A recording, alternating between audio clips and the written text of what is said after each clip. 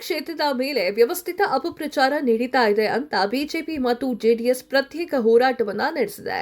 ಬಿಜೆಪಿಯು ಧರ್ಮಸ್ಥಳ ಚಲೋ ಕಾರ್ಯಕ್ರಮಕ್ಕೆ ಒಂದು ದಿನದ ಮುನ್ನ ಜೆಡಿಎಸ್ ನಾಯಕರು ಧರ್ಮಸ್ಥಳಕ್ಕೆ ಹೋಗಿದ್ದಾರೆ. ಬಿಜೆಪಿಯ ಧರ್ಮಸ್ಥಳ ಚಲೋ ಕಾರ್ಯಕ್ರಮ ದೊಡ್ಡ ಮಟ್ಟದ ಯಶಸ್ಸನ್ನ ಕಂಡಿತ್ತು. ಇದಾದ ನಂತರ ಬಿಜೆಪಿ ರಾಜ್ಯಾಧ್ಯಕ್ಷ ಬಿವೈ ವಿಜಯೇಂದ್ರ ಸೌಜನ್ಯ ಅವರ ಮನೆಗೂ ಕೂಡ ಹೋಗಿ ಸ್ವತಃ ಸಮಾಧಾನ ಹೇಳಿ ಬಂದಿದ್ದಾರೆ. ಈ ವೇಳೆ ಅವರ ಜೊತೆಗೆ ದಕ್ಷಿಣ ಕನ್ನಡದ ಸಂಸದ ಬ್ರಿಜೇಶ್ ಚೌಟಾ ಕೂಡ ಹಾಗೂ ಬೆಳ್ತಂಗಡಿಯ ಶಾಸಕ ಹರೀಶ್ ಪೂಂಜಾ ಅವರು ಕೂಡ ಜೊತೆಗಿದ್ದಾರೆ. ಬಿಜೆಪಿಯ ಹಿರಿಯ ನಾಯಕರು ಧರ್ಮಸ್ಥಳದಲ್ಲಿ ಇದ್ರೂ ಕೂಡ ಅವರಿಗೆ ಅಲ್ಲಿ ಹೋಗ್ಲಿಕ್ಕೆ ಆಗಲ್ಲ, ಯಾಕಂದ್ರೆ ತಡವಾದ ಮಾಹಿತಿ ರವಾನೆ ಆಗಿತ್ತು. ದಿಢೀರಾಗಿ ವಿಜಯೇಂದ್ರ ಸೌಜನ್ಯ ನಿವಾಸಕ್ಕೆ ತೆರಳಿದ್ದಕ್ಕೆ ಬಿಜೆಪಿಯ ಹಿರಿಯ ನಾಯಕರು ಮುನ್ಸಿಕೊಂಡಿದ್ದಾರೆ ಎನ್ನುವಂತಹ ಸುದ್ದಿ ಕೂಡ ಹರಿದಾಡ್ತಾ ಇತ್ತು. ಈ ನಡುವೆ ವಿಜಯೇಂದ್ರ ಅವರಿಗೆ ಕರ್ನಾಟಕದ ಐಟಿ-ಬಿಟಿ ಗ್ರಾಮೀಣಾಭಿವೃದ್ಧಿ ಖಾತೆಯ ಸಚಿವ ಪ್ರಿಯಾಂಕ್ ಖರ್ಗೆ ಅವರು 7 ಪ್ರಶ್ನೆಯನ್ನ ಕೇಳಿದ್ದಾರೆ. ಆ 7 ಪ್ರಶ್ನೆಯನ್ನ ನಿಮ್ಮ ಮುಂದೆ ಇಡುವಂತಹ ಕೆಲಸವನ್ನ ದಿ ನ್ಯೂಸ್ ಹಂಟ್ ಚಾನಲ್ ಮಾಡ್ತಾ ಇದೆ. ಯಾವ್ದಾದ್ರೂ ಪ್ರಶ್ನೆ ನಿಮ್ಗೆ ಇಷ್ಟ ಆದ್ರೆ ಅದಕ್ಕೆ ಉತ್ತರ ನಿಮಗೆ ಗೊತ್ತಿದ್ರೆ ಕಾಮೆಂಟ್ ಅಲ್ಲಿ ತಿಳಿಸಿ. ಈಗ ನಾವು ಹೇಳ್ತಾ ಇರುವಂತದ್ದು ನಮ್ಮ ಊಹೆಗೆ ಇರುವಂತಹ ವಿಚಾರ ಅಲ್ಲ.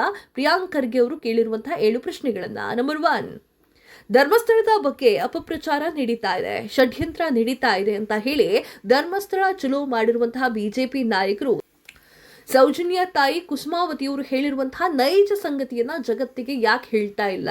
ಯಾಕೆ ಧೈರ್ಯ ಇಲ್ವಾ? ಇದು ಮೊದಲನೇ ಪ್ರಶ್ನೆ.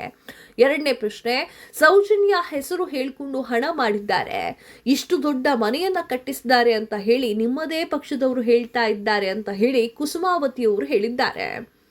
ಇದಕ್ಕೇನು ಉತ್ತರವನ್ನ ಕೊಡ್ತೀರಿ? ಯಾಕೆ ಅಲ್ಲಿ ಮೌನವಾಗಿದ್ರಿ? ಮೂರನೇ ಪ್ರಶ್ನೆ, ಬಿವೈ ವಿಜಯೇಂದ್ರ ಅವರೇ, ಮೊದಲು ಸೌಜನ್ಯ ಕುಟುಂಬಕ್ಕೆ ನಿಮ್ಮ ಪಕ್ಷ ನೀಡಿದಂತಹ ಕಿರುಕುಳಕ್ಕೆ ನ್ಯಾಯ ಸಿಗುತ್ತೆ. ಆ ನೊಂದ ಕುಟುಂಬಕ್ಕೆ ಬಿಜೆಪಿ ನೀಡ್ತಾ ಇರುವಂತಹ ಕಿರುಕುಳದ ಬಗ್ಗೆ ಉತ್ತರ ಸಿಗಲೇಬೇಕು. ಕೊಡಿಸುವ ಕೆಲಸವನ್ನ ಮಾಡ್ತೀರಾ? 4ನೇ ಪ್ರಶ್ನೆ, ಬಿಜೆಪಿ ಯಾರ ಪರವಾಗಿ ಧರ್ಮಸ್ಥಳಕ್ಕೆ ಹೋಗಿದ್ದರೋ ಅವರ ವಿರುದ್ಧವೇ ಕುಸುಮಾವತಿ ದೂರನ್ನ ನೀಡಿದ್ದಾರೆ. ಬಿಜೆಪಿ ಪಕ್ಷದ ನಾಯಕರು ಕುಸುಮಾವತಿಯವರ ಮಾತು ಕೇಳಿಕೊಂಡು ನಂತರ ಕಾರ್ಯಕ್ರಮದ ವೇದಿಕೆಯನ್ನು ಹತ್ತಿ ಕೂರೋದಕ್ಕೆ ಹೇಗೆ ಮನಸ್ಸಾಯಿತು? ಬಿಜೆಪಿಯವರು ಸೌಜನ್ಯ ಪರವೋ ವಿರುದ್ಧವೋ ಎನ್ನುವುದು ಇನ್ನೂ ಕೂಡ ಸ್ಪಷ್ಟವಾಗಿಲ್ಲ. ಸ್ಪಷ್ಟ ಮಾಡಿ. 5ನೇ ಪ್ರಶ್ನೆ, ಸೌಜನ್ಯ ಸಾವಿಗೆ ನ್ಯಾಯ ಕೊಡಿಸಬೇಕು ಎಂದಿದ್ದಂತಹ ಬಿಜೆಪಿ ಯಾರಿಂದ ನ್ಯಾಯ ಸಿಗಬೇಕು ಅನ್ನೋದನ್ನ ಸೌಜನ್ಯ ತಾಯಿ ಸ್ಪಷ್ಟವಾಗಿ ಹೇಳಿದ್ದಾರೆ. ನ್ಯಾಯ ಕೊಡಿಸಿ ಇವ್ರೆ. 6ನೇ ಪ್ರಶ್ನೆ, ಸೌಜನ್ಯ ತಾಯಿಯವರು ಕಾನೂನು ಹೋರಾಟಕ್ಕೆ ಬಿಜೆಪಿ ಪಕ್ಷವೇ ಹಣದ ನೆರವನ್ನ ನೀಡಲಿ ಅಂತ ಘೋಷಿಸಿದ್ದಾರೆ.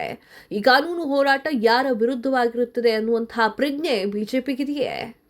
7ನೇ ಪ್ರಶ್ನೆ, ಸೌಜನ್ಯ ಸಾವಿಗೆ ನ್ಯಾಯ ಕೊಡಿಸೋದ್ರಲ್ಲಿ ಬಿಜೆಪಿಗೆ ನೈಜ ಬದ್ಧತೆ ಇದ್ದಿದ್ರೆ ಅದು ಕುಸುಮಾವತಿಯವರ ಮಾತು ಕೇಳಿದ ನಂತರ ಧರ್ಮಸ್ಥಳ ಚಲೋ ಮಾಡುವ ಬದಲು ಧರ್ಮಸ್ಥಳದಿಂದ ವಾಪಸ್ ಚಲೋ ಕಾರ್ಯಕ್ರಮ ಮಾಡಬೇಕಾಗಿತ್ತು. ಈ ಮಾತನ್ನ ಒಪ್ತೀರಾ? ಎಸ್ ವೀಕ್ಷಕರೇ, ಇದೆಷ್ಟು ಪ್ರಶ್ನೆಯನ್ನ ಪ್ರಿಯಾಂಕ್ ಖರ್ಗೆ ಅವರು ಕೇಳಿದ್ದಾರೆ. ಈ ಪ್ರಶ್ನೆಗಳು ನಿಮ್ಗೆ ಇಷ್ಟ ಆದ್ರೆ, ಈ ಪ್ರಶ್ನೆಗೆ ನ್ಯಾಯ ಇದೆ ಅಂತ ಅನ್ಸಿದ್ರೆ ಕಾಮೆಂಟ್ ಮಾಡಿ. ಇದಾಗಿತ್ತು ಈ ಹೊತ್ತಿನ ಸುದ್ದಿ. ಮತ್ತಷ್ಟು ಸುದ್ದಿಗಳಿಗಾಗಿ ನೋಡ್ತಾ ಇರಿ the news Hunt YouTube channel. Subscribe ಮಾಡಿ. ಧನ್ಯವಾದಗಳು.